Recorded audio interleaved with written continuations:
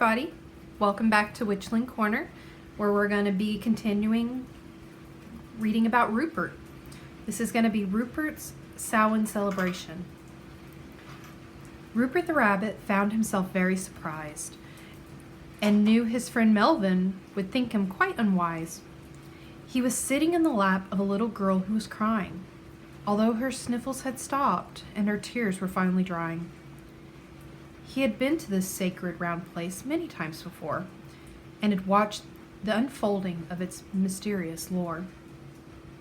On the edge of the forest stood this thick grove of trees, elms, oaks, birch, and cypress with many long knobby knees. And right in the middle of this shady green place was a meadow or clearing, a kind of round place. But now that the weather was cooler and summer had fled, instead of green, the leaves were all yellow, orange, brown, and red. It was here that he had come, and even early this time. He didn't want to miss anything or be left behind.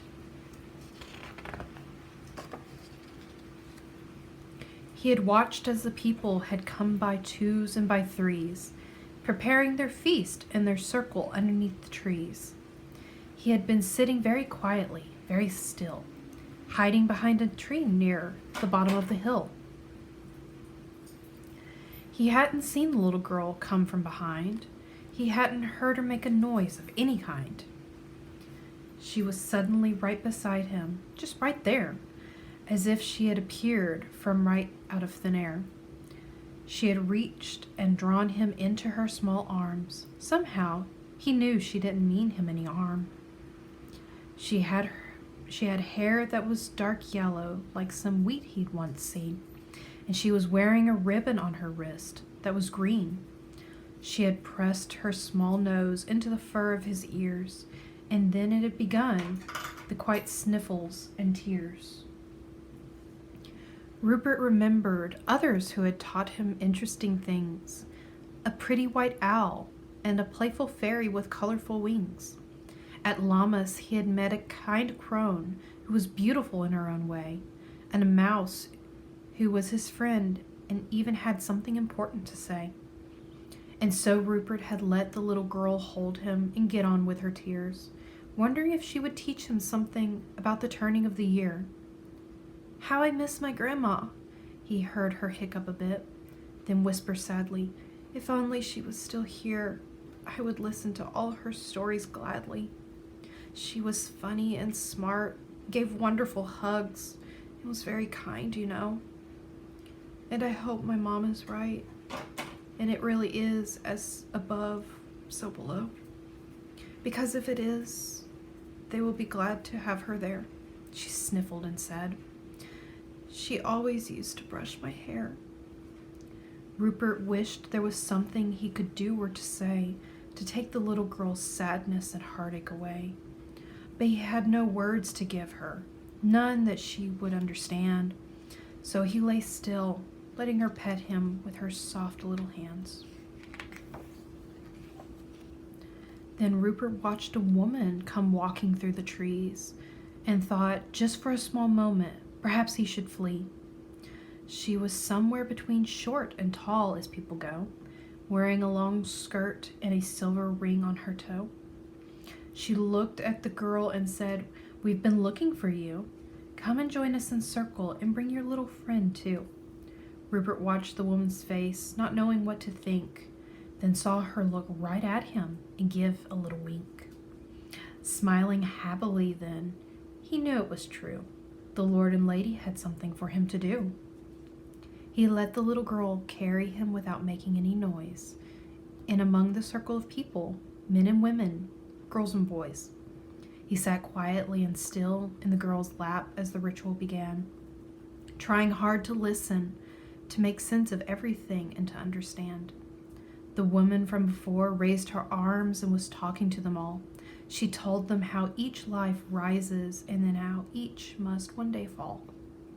She told them of times and ages past and how not so long ago, Samhain was a time when people really did reap what they did sow.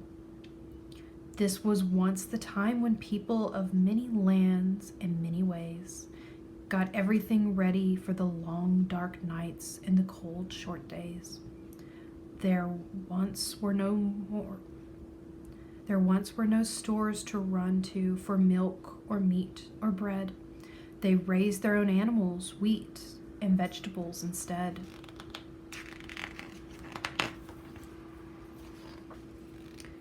You may be smart enough to figure out, or may already know, that winter is not the same when most fruits, grains, and vegetables grow, nor is winter when the sun shines its strongest for hours on end. No, she said, Samhain marks the time of year when all the harvests end. The woman called this harvest and time of year the Feast of Samhain. Smiling, she said the strange word, so it seemed to rhyme with plowing. While it's true that we here all have stores to visit any time of the day, still autumn must give way to winter as the wheel of the year has its say.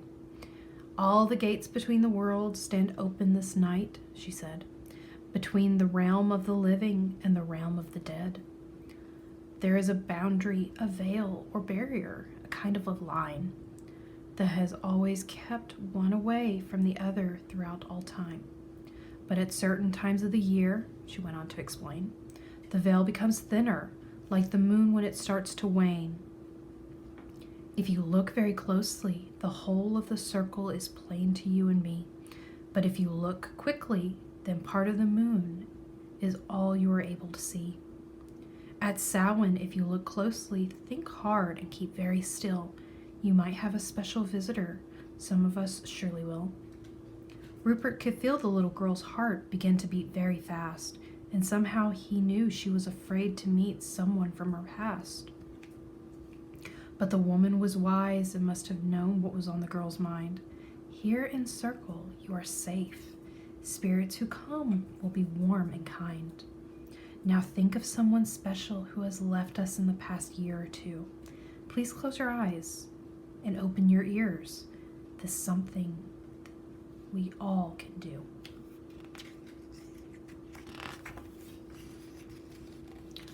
Rupert felt the girl start to relax and her breathing to slow.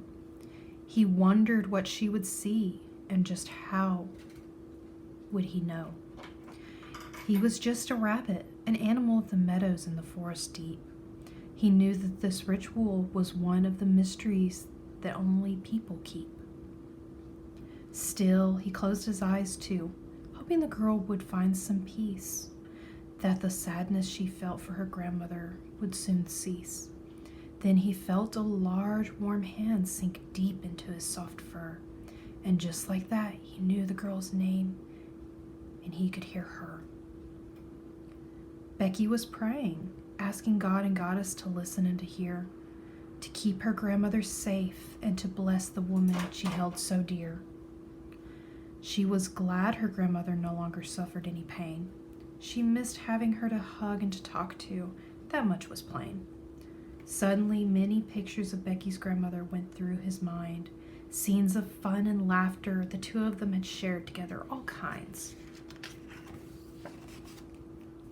Although he didn't really understand what most of them meant, he knew these were thoughts she carried with her wherever she went. Rupert felt a wave of sadness go through him from tail to ears, and knew that Becky was once again ever so close to tears.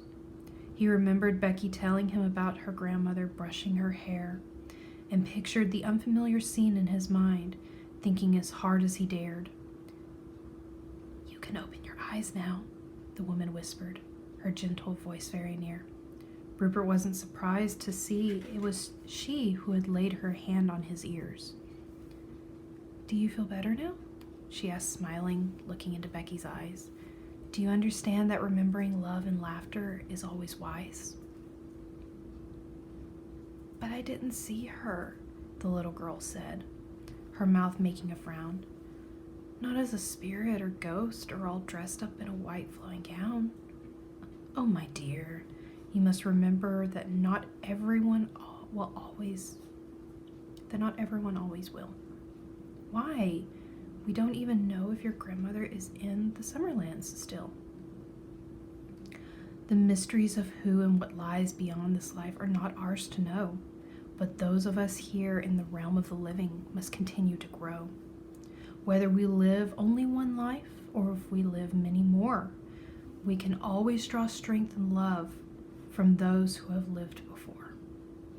If your grandmother came as a spirit or as a memory, if she came as a warmth in your heart or as a ghost you could see, that you remembered and called her to you, those are the things you were supposed to do. There is no right way to do it, nor any way that can be wrong. No matter if you call your loved ones with prayer, chant, or with a song. Samhain is remembering and holding those who died near in our hearts. Remembering love and laughter we shared is the very best part. With smiles or tears, no matter how or what you do, how you remember those you have loved is up to you. Becky slowly reached up to gently run her small fingers through her long hair. Rupert knew she was remembering her grandmother's tender, loving care. He felt oh so very good when Becky hugged him and smiled at last, knowing he had helped his new friend and had fulfilled his appointed task.